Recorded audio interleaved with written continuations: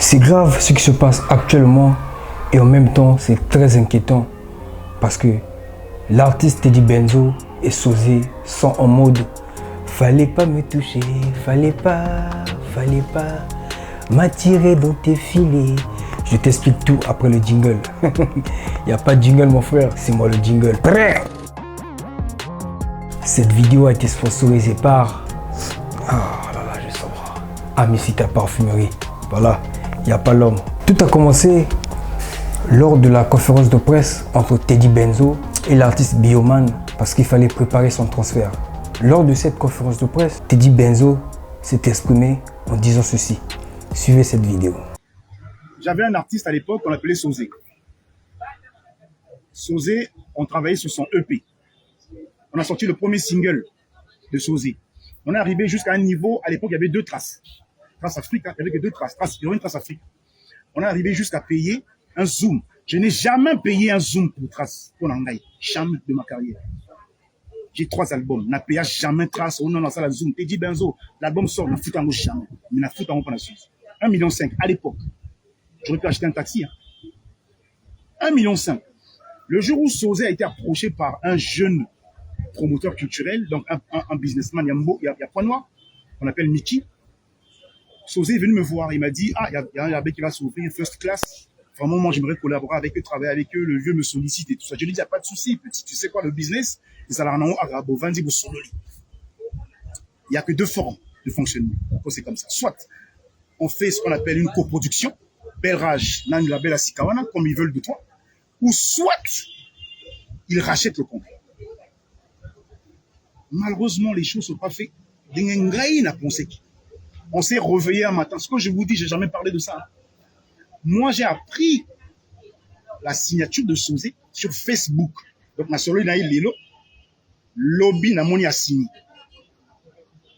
Vous ne m'avez jamais vu monter en créneau pour ça. Mais ça n'a jamais direct.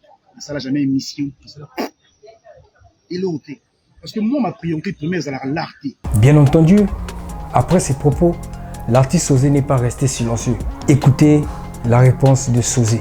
Juste après cette vidéo, je vais vous donner l'une des raisons qui font à ce que la musique congolaise fait du surplace.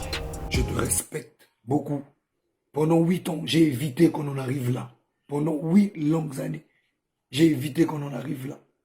Mais là, tu m'obliges à t'exposer, non pas pour te salir, mais pour laver mon image que tu t'attelles à salir depuis tout ce temps.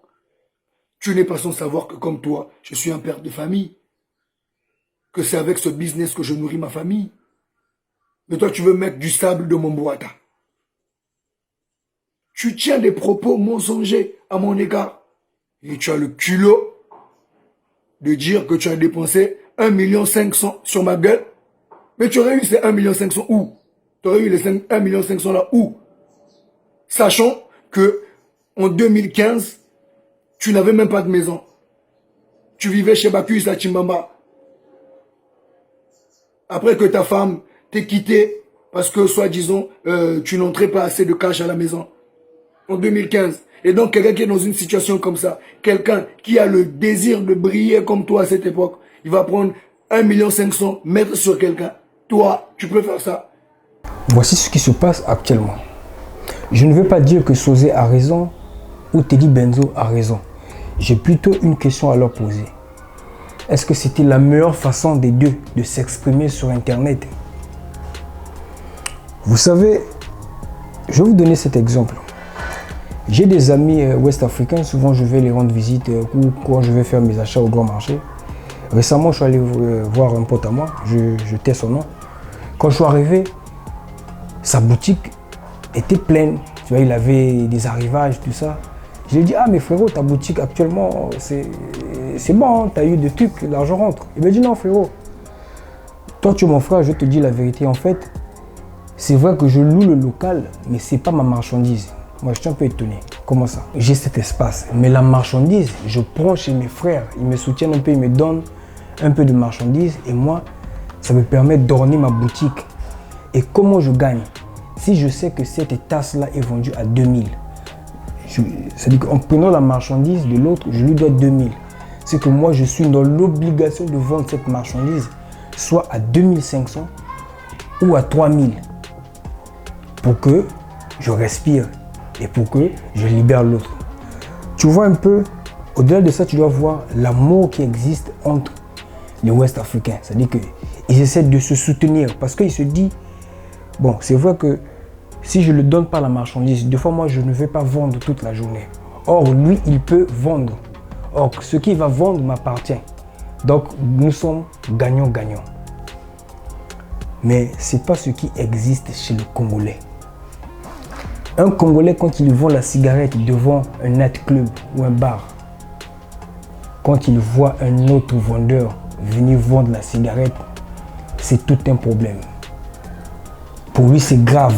Pour lui, c'est pas possible de vendre, qu'il y ait 2 vendeurs de cigarettes devant un nightclub.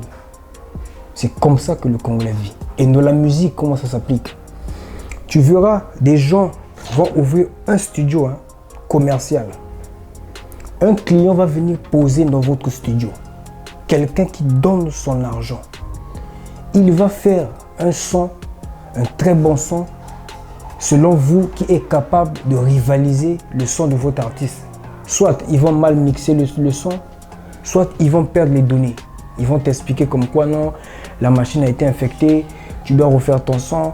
Ils vont te faire balader jusqu'à ce que tu seras même incapable de sortir ton propre son alors que tu as payé. Tu vas aller voir un réalisateur qui a un artiste. Il ne va pas se mettre à 100% sur ton projet parce que lui, il se dit que moi-même j'ai mon artiste, je préfère garder les meilleures idées pour mon artiste. Malheureusement, c'est ça la réalité d'un Congolais. Je sais de quoi je parle. Ça s'applique même dans les télévisions, dans les radios. Quand tu vois un artiste à les infinités avec une radio, quand toi tu viens déposer ton son, malgré que tu vas payer, si ton son, ils se disent que ton son est un hit, ça ne passera pas comme pour leur artiste. Le Congolais n'est pas encore prêt pour la concurrence. Le Congolais n'aime pas la concurrence. Alors que la concurrence doit exister. C'est ce qui va te pousser à te surpasser. Je ne suis pas là pour juger Teddy Benzo et Sosé, mais je vais vous étonner en vous disant que ce que vous avez écouté des 2 artistes n'est qu'une petite partie de l'iceberg. Si tu demandes à tous les artistes de témoigner ce qu'ils ont vécu durant leur carrière, même le film Titanic vous fera plus rire que les histoires des artistes congolais. Vraiment, c'est triste ce qui se passe dans le game, c'est triste. Mes frères, si vous n'êtes pas prêts à accepter la concurrence, laissez la musique, faites autre chose. Parce que faire la musique, c'est un challenge. Si tu te décides aujourd'hui d'être boxeur, dis-toi que tu auras des combattants qui vont vouloir t'affronter. Tu auras des concurrents.